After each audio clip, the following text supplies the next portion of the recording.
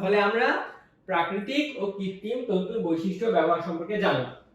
এখন দেখো, এই যে বিভিন্ন রকম তন্তু আছে, এই তন্তুগুলো তো সরাসরি গায়ে পড়া সম্ভব না, তাই না? তো তন্তু দিয়ে বস্ত্র উৎপাদন করতে হলে প্রথমে সেই তন্তুটাকে একটা প্রক্রিয়ায় বা যে কোনো ভাবে হোক সেটাকে কি সুতায় পরিণত করতে হবে, তারপর সেই সুতা থেকে আমরা বস্ত্র উৎপাদন করব।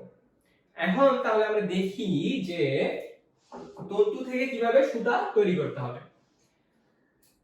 প্রথমে যে তোমার ধাপটা আছে সেটা হচ্ছে তন্তু সংগ্রহ। তো অবভিয়াসলি কোনো কিছু দিয়ে বানাইতে হলে সেটা তাকে পাইতে হবে, তাই না?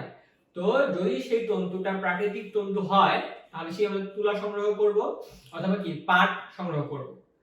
তো তুলা সংগ্রহ করার জন্য আমরা প্রথমে কার্পাস তুলা বা কার্পাস গাছ থেকে সেটা যে ফল আছে, তুলা গাছের যে ফল সেটাকে বলে কার্পাস। এই কার্পাস ফল থেকে তার বীজ থাকে, তুলার মধ্যে ছোট ছোট ছোট বীজ দেখবা, এই বীজগুলো আলাদা করে ফেলা হয়। আলাদা করে ফেলে শুধু তুলাটুকু নেওয়া হয়। এই তুলাটুকু যে নেওয়া হচ্ছে, অর্থাৎ এই তুলা থেকে বীজ যে আলাদা করে ফেলা হচ্ছে, এই প্রক্রিয়াটার নাম হচ্ছে জিনিং। ঠিক আছে? জিনিং প্রক্রিয়ায় তুমি যে তুলাটাকে পাইলা, এই তুলাটাকে বলা হয় কটন লিঙ্কড। অর্থাৎ এই কার্পাসের ফলের মধ্যে কিন্তু তুলো থাকে এবং এই তুলোর মধ্যে বীজও থাকে। ওই বীজগুলোটাকে ফেলায় দেওয়া, বেছে বেছে ফেলায় দেওয়াকে বলা হয় জিনিং, অর্থাৎ প্রক্রিয়াটার নাম হচ্ছে জিনিং। আর বীজটা ফেলায় দেওয়ার পরে যে তুলোটা থাকে, সলিড তুলোটা থাকে, সেটাকে বলা হয় কটন লিঙ্ক। এখন অনেকগুলো কটন লিঙ্ক একসাথে করার পর সেটাকে কাটা হয়, স্পিনিং মিলে কাটা হয়। কথা হচ্ছে এখন আধুনিক সময়ে এটাকে স্পিনিং মিলে কাটা হচ্ছে, অর্থাৎ কি তুলাটাকে অনেকগুলো তুলা একসাথে করে এটাকে ঘোরানো হয়। এবং তোমরা কি জানো যে তুলা একটা কি আঁশটা কি হয়, নলের মতো হয়, এবং নলের ভিতর লুমেন নামক একটা পদার্থ থাকে। তো সেই লুমেন নামক পদার্থ শুকায় গিয়ে কি হয়, এটা প্যাঁচ খেয়ে যায়। তাহলে যখন এটাকে ঘোরানো হয় তখন সেই তুলার যে তন্তুগুলো আছে, একদম মাইক্রোস্কোপিক তন্তুগুলো আছে, এই তন্তুগুলো একে অপরের সাথে কি জোড়া লেগে যায়, জোড়া লেগে সুতায় পরিণত হয়। তো বর্তমান সময়ে এই কাজটা করা হয় স্পিনিং মিলে, কিন্তু অনেক আগে যখন তোমার এত অত্যাধুনিক প্রযুক্তি ছিল না, তখন সেগুলো হাতে চরকা কাটা হতো।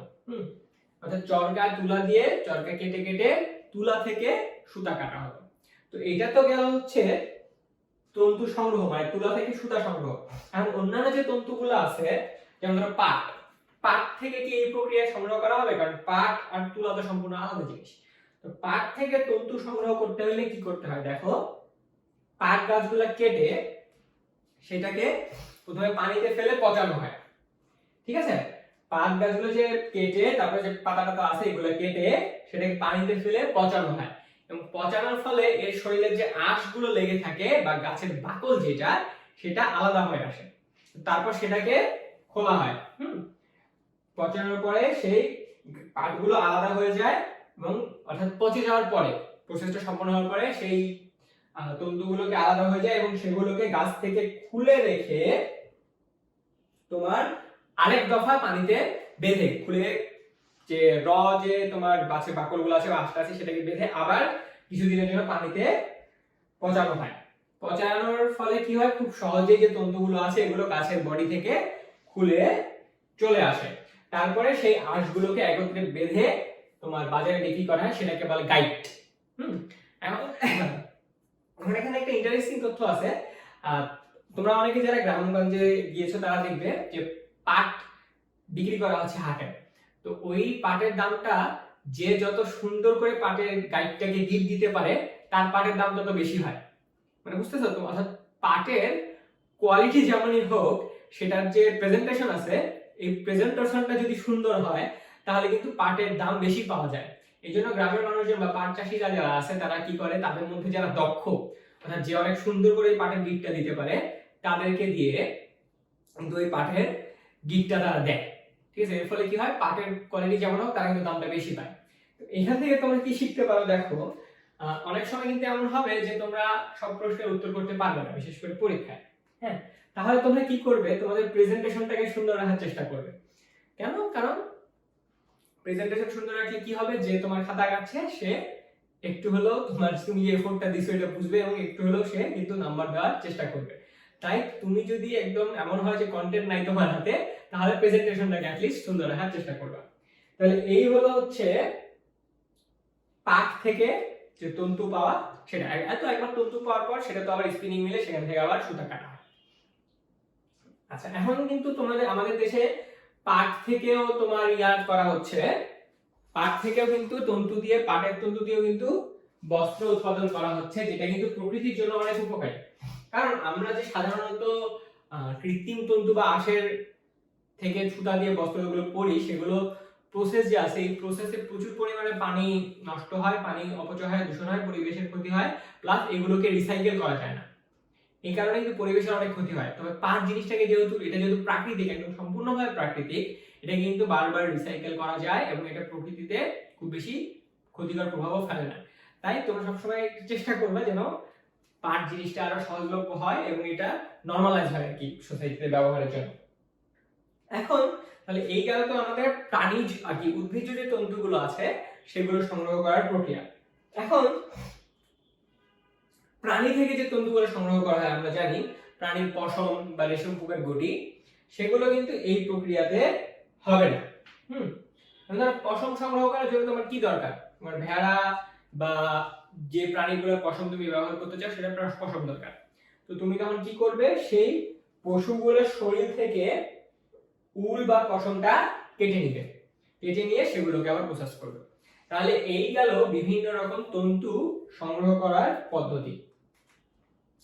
তো তন্তু সংগ্রহ করার পদ্ধতির পরে যেটা আছে সেটা হচ্ছে সুতা কাটা। তো সুতা কাটা বিষয়টা কি? সুতা কাটা হচ্ছে তন্তু থেকে সুতা উৎপন্ন করার যে প্রক্রিয়া সেটা, বা আঁশ থেকে সুতা বানানোর যে প্রক্রিয়া, সেই প্রক্রিয়াটাকে বলা হয় সুতা কাটা। এখন বিভিন্ন রকম তন্তুর জন্য সুতা কাটার প্রক্রিয়াটা এক এক রকম। এছাড়া তোমার সুতাটা কোন কাজে ব্যবহার হবে তার উপরেও কিন্তু সুতাটাকে কিভাবে প্রসেস করা হবে বা আঁশটাকে কিভাবে প্রসেস করা হবে সেটা নির্ভর করে। এই জন্য স্পিনিং মিল সম্পূর্ণ আলাদা হয়। অর্থাৎ গার্মেন্টস ইন্ডাস্ট্রির মধ্যে স্পিনিং মিলগুলো যে আছে তাদের একমাত্র কাজই হচ্ছে সেই সুতাটাকে প্রসেস করা। ঠিক আছে, এখন দেখো আমরা সুতা কাটার যে বিভিন্ন পদ্ধতি আছে সেগুলো জানবো। এর মধ্যে একটা হচ্ছে ব্লেন্ডিং ও মিক্সিং। ব্লেন্ডিং কি? ব্লেন্ডিং হচ্ছে তোমরা তো জানোই যে পাট এর আঁশ হোক বা তুলা হোক, এগুলোকে কি গাইড আকারে নিয়ে আসা হয়। তো সেগুলো স্পিনিং মিলে নিয়ে আসার পরে সেগুলো খুলে ফেলা হয়, তাদের যে গিটগুলো আছে সেগুলো খুলে ফেলে সেগুলো স্পিনিং যন্ত্রের সাহায্যে সেগুলোকে ছোট ছোট গুচ্ছে পরিণত করা হয়। তো ছোট ছোট গুচ্ছে পরিণত করার পর ওই যে গুচ্ছগুলো আছে, ওই পুরো জিনিসগুলোর মধ্যে বিভিন্ন অপ্রয়োজনীয় দ্রব্য থাকে, যেমন ধরো বীজ থাকতে পারে বা ধুলাবালি থাকতে পারে, অর্থাৎ অনেক এমন জিনিস থাকতে পারে যেগুলো পরবর্তীতে সুতাটার ক্ষতি করতে পারে। সেই জিনিসগুলোকে আলাদা করে ফেলা হয়। ফেলানোর পরে এটা বিভিন্ন রকম যে তুলার একটা মিশ্রণ তৈরি করা হয়, অর্থাৎ বিভিন্ন আকারের যে তুলাগুলো আছে এই তুলোগুলোকে মিশ্রণ করা হয়। এখন এটাও কিন্তু তোমরা ইচ্ছামতো করবা না। কিভাবে করবা? তোমরা করবা হচ্ছে, বা যে কোম্পানি করবে বা যারা করবে তাদের এটা করার প্রধান লক্ষ্য হচ্ছে যে বিভিন্ন রকম সুতা পাওয়া যায়, অর্থাৎ বিভিন্ন রকম তুলা যদি তুমি মিক্স করো এক এক রকম সুতা পাওয়া যাবে এবং পরবর্তীতে ওই এক এক রকম সুতা ভিন্ন ভিন্ন কাজে ব্যবহার হবে। অর্থাৎ তুমি কি ধরনের তুলা মিক্স করবা সেটা নির্ভর করবে হচ্ছে তুমি ওই তুলা থেকে উৎপন্ন সুতাটা কোন কাজে ব্যবহার করতেছো তার উপরে। এই যে মিক্সিং করলা, এই মিক্সিং করার ফলে কিন্তু দুটো সুবিধা আছে। এক, আলাদা করার যে একটা খরচ আছে এটা তোমার বেঁচে যাচ্ছে। হ্যাঁ, এর ফলে কি হবে? উৎপাদন যে খরচ আছে সেটা কিন্তু কমে যাবে এবং এর ফলে কমে যাওয়ার ফলে আলটিমেটলি তোমার কিন্তু কি জামার দামও কমে থাকবে। এরপরে যে সুতা কাটার যে পরবর্তী ধাপ, এই ধাপগুলো কিন্তু সুতা কাটার ধাপ, ঠিক আছে? এই সুতা কাটার যে পরবর্তী ধাপ সেটা হচ্ছে কার্ডিং ও কমিং। এই কার্ডিং ও কমিং সাধারণত তুলা, লিলেন ও পশমের ক্ষেত্রে প্রযোজ্য, ঠিক আছে? অন্য ক্ষেত্রে প্রযোজ্য না। এগুলো সোজা বাংলা এই প্রক্রিয়াটাকে তোমরা বলতে পারো পরিষ্কার করার প্রক্রিয়া। তো কম্বিং মানে তোমরা জানো, কম্ব মানে হচ্ছে চিরুনি। তো চিরুনি, আমরা যখন চুলে চিরুনি করি তখন উদ্দেশ্য কি থাকে? যে ওই চুলের মধ্যে দিয়ে যখন চিরুনি যায় তখন সে তার আশেপাশে চুলের মধ্যে যে ময়লা, খুশকি, ধুলাবালি থাকে সেগুলোকে কিন্তু সঙ্গে করে নিয়ে চলে যায়। বুঝতেই পারতেছো সুতার ক্ষেত্রেও এই কার্ডিং ও কম্বিং ওই একই কাজে ব্যবহৃত হয়। সেটা হচ্ছে সুতার ভিতরে অত্যন্ত ক্ষুদ্রাতি ক্ষুদ্র যে ধুলাবালি, অতি ছোট তন্তু প্লাস ময়লার যে কণা থাকে সেগুলোকে তোমার দূর করা হয়। তো এই পুরো বিষয়টাই কি কার্ডিং ও কম্বিং নামে পরিচিত। এখন এরপরে আবার দেখো আমরা কি জানি সুতা পাকাইতে হয়, ঠিক আছে? যদি তোমরা তুলাটাকে ঘুরাও বা আঁশগুলোকে ঘুরাও, এগুলো একেবারে সাথে পাক খেয়ে খেয়ে খেয়ে অনেক শক্তিশালী সুতা হয়। এবং এই সুতাগুলো যত মিহি হবে তত, বা এই আঁশগুলো বা তন্তুগুলো যত বেশি মিহি হবে তত ভালোভাবে একে অপরের সাথে পাক খেয়ে মিশে যেতে পারবে। তাই চেষ্টা করা হয় যতটুকু সম্ভব আঁশগুলোকে মিহি করার। এই মিহি করার প্রক্রিয়াকে বলা হয় হেলকিং। দেখো এই হেলকিং এ তোমার এই হেলকিং এর যে স্তর, এই স্তরের পরেই যে তোমার ধাপটা আছে সেটা হচ্ছে স্পিনিং, এবং মূলত এই স্পিনিংটাই হচ্ছে সুতো তৈরি করার যে প্রধান ধাপ সেটা। এখানে কি হয়, আঁশ বা তন্তুগুলোকে পাকানো হয়, ঠিক আছে? পাকানো বলতে ঘোরানো হয়। এই ঘোরানোর ফলে কি হয়, তোমার যে আঁশ বা তন্তুগুলো আছে সেগুলো একে অপরের সাথে ভালোভাবে মিশে গিয়ে এবং প্যাঁচ খেয়ে শক্তিশালী এবং ভালো সুতায় পরিণত হয়। এখন আবার এই তুমি পাকানো যে প্রক্রিয়াটা আছে এটা সম্পাদন করবে তুমি কি ধরনের সুতা চাও তার উপর। তুমি যদি বেশি শক্তপোক্ত সুতা চাও তাহলে সেটাকে বেশি সময় ধরে পাকাবে, বেশি ফোর্সের সাথে পাকাবে। আবার তুমি যদি একটু নরম সুতা চাও সেটাকে কি একটু ধীরে এবং কম ফোর্সের সাথে পাকাবে।